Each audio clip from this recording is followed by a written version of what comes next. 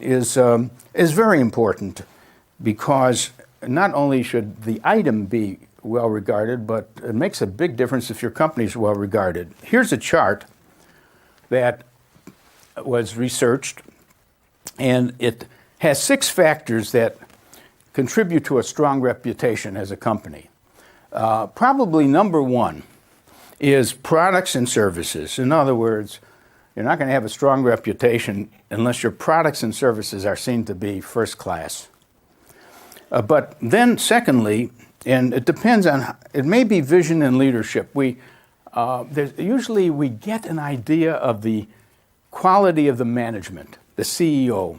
You know, like if Jack Welch is running GE,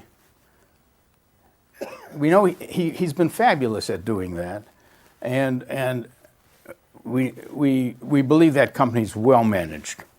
Richard Branson, we would say, wow, what leadership that is. That's great.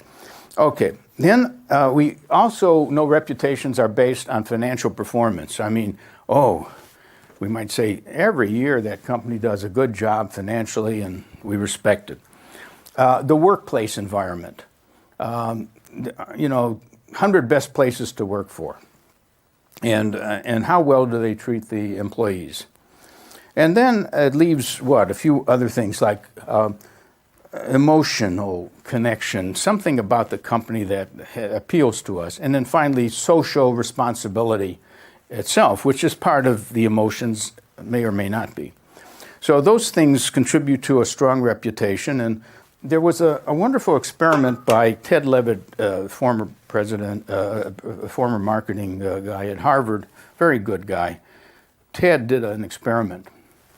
He produced a film, and you were all buyers of computer systems, and you had to make a choice. Are you going to buy from company X or Y?